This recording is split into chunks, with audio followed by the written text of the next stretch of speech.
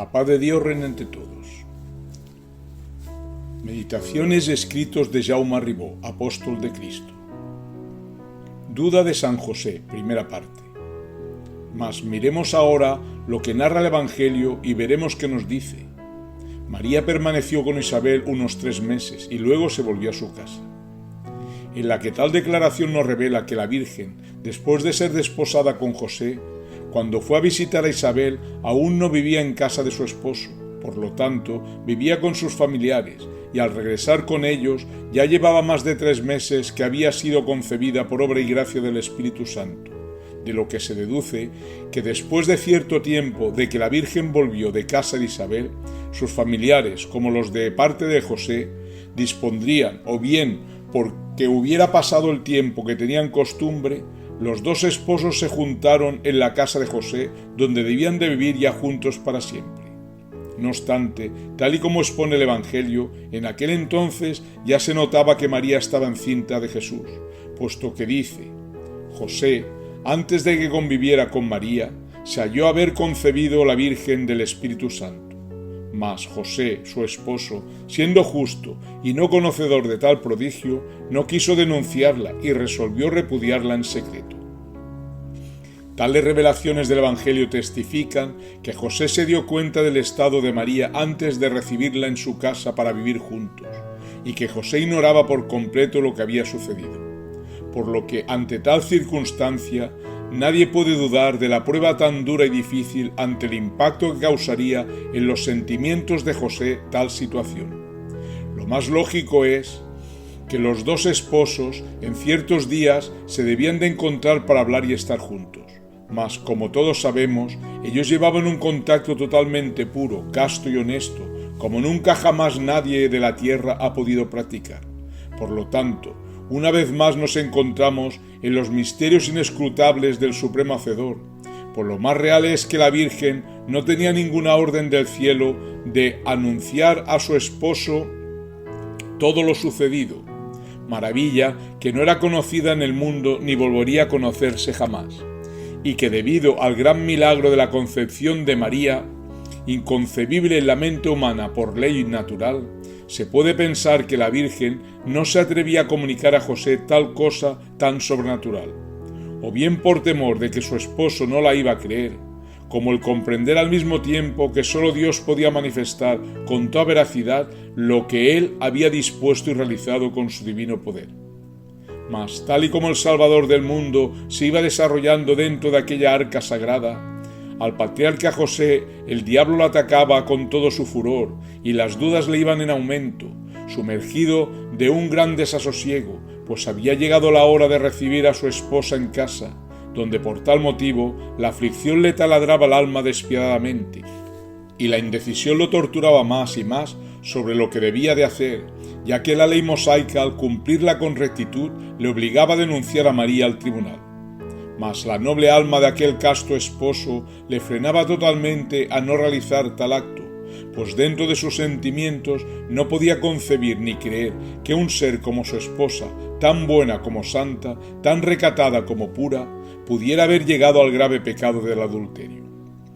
Donde ante tal estado de martirio y congoja de José, la Virgen presentía y leía en el semblante de su santo esposo la tristeza y amargura que invadía y atormentaba su ser, lo mismo que su indecisión de no saber qué hacer, y la doncella imploraba de noche y de día al Creador que tuviera piedad y pusiera arreglo con su divino poder aquel trance tan desgarrador como delicado y difícil, pues la Virgen temía el riesgo de exponer lo sucedido por lo grande e inmenso que era, y al mismo tiempo ella no sentía el impulso del Señor para que lo revelara. También discurría con su mente que si a su marido, aunque noble y casto, se lo comunicaba y luego dudaba o no creía en la gracia tan sobrenatural como divina de lo sucedido, y después se complicaba aún más bajo el ataque diabólico en el discernimiento de San José, pues la Virgen no ignoraba que su esposo era atacado con obcecada virulencia por el demonio para martirizarle, con la pasión alocada de obstaculizar los planes de Dios respecto a la misión del casto José. También es necesario dilucidar que a pesar de que María y José se habían comunicado el voto de castidad que los dos habían hecho antes de conocerse, como la promesa que habían convenido de vivir en total continencia de verdadera castidad durante toda su vida.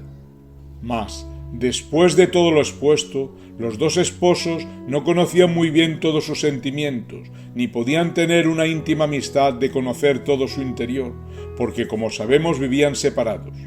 No obstante, dejando los 3 meses que María estuvo con Isabel, lo más lógico es que el tiempo que ella vivió con sus familiares es que se debían de ver. Pero lo trágico y espeluznante fue al empezar a conocerse el estado de María, puesto que se deduce con toda realidad que el tormento que padeció José es inconcebible. Mas cabe reconocer que el que sufrió la Virgen no fue menos torturante, porque ella, con su sensibilidad tan pura como elevada, penetraba y vivía toda la aflicción que su esposo sufría, sin poder discurrir cómo arreglar tan complicada situación. Toda esta encrucijada de María y José, tan cruel como desgarradora, nos revela una vez más el misterio de nuestra purificación, porque siendo ellos el lecho de la redención humana, el Creador quiso que sufrieran como nadie, como ejemplo y testimonio santo de todo ser desterrado, para que comprendamos y abracemos desde el fondo de nuestra alma nuestra cruz. Porque si ellos, siendo puros y perfectos, cuántos quebrantos tuvieron que superar y sufrimientos que padecer, pues nosotros, ¿cuánto no tendremos que pasar siendo necios e imperfectos como somos? Declarándonos todo ello, que nadie en este mundo está exento de penas y sinsabores para podernos salvar.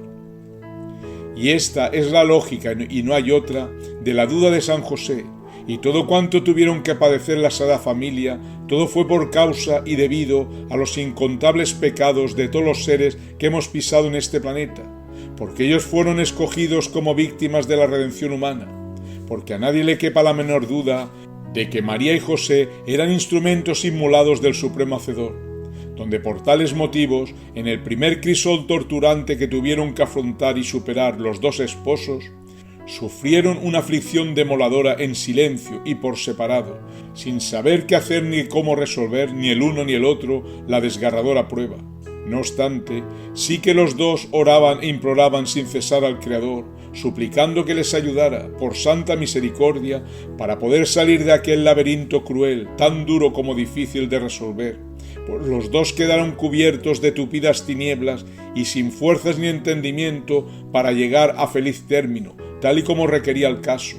en la que sin duda alguna que tal circunstancia despeluznante es un ejemplo imborrable para toda la humanidad, para que nadie se confunda de que aquí en la tierra no venimos a gozar y pasarlo bien, porque estamos en un mundo de pena y dolor debido a nuestras miserias, en un destierro, a pagar deudas al Creador. Por ello, que nadie ignore que el sufrimiento lo necesitamos todos para poder regenerar el alma, y aquel que así no lo comprenda ni abrace su cruz ni sus espinas, es un pobre iluso, que nunca vivirá en paz ni armonía, y se va a marchar de aquí peor de lo que vino. Y en la otra vida, la vida del espíritu, entonces le vendrá el lloro y crujir de dientes, quizás por toda la eternidad. Miremos ahora al casto José, repleto de caridad y misericordia, que al no poder negar ni encubrir y menos cortar lo que contemplaban sus ojos, como era el crecimiento del Salvador en las virginales entrañas de María, y no teniendo corazón ni sentimiento en denunciar a la Virgen, tal y como marcaba la ley de Dios, que entregó a Moisés para todo buen israelita, debido sin duda alguna porque José, desde el fondo de su alma, no podía creer que su santa esposa fuera culpable. Él sentía y vivía en su interior con toda convicción que la Virgen era inocente, que no había pecado. Por lo tanto, ante este pasaje histórico del Evangelio, conociendo que el Creador tuvo que templar a la Virgen como a ningún otro ser de la tierra después de Jesús, debido a las incontables vicisitudes, sufrimientos y martirios que tenía que padecer durante toda su vida, y en particular en la cruel y despiadada pasión de su Hijo, bien se puede deducir que debido a la concepción de la Virgen por obra del Espíritu Santo, antes de convivir con José, es probable que acontecieran miradas malignas de la incomprensión humana, como las malas lenguas y comentarios de recelar y dudar, hasta llegar a la difamación y calumnia sobre la pureza y virginidad de María. No obstante, tal afrenta solo Dios la sabe y nadie más, si es que así aconteció, porque en el Evangelio no menciona nada. La paz de Dios reina entre todos.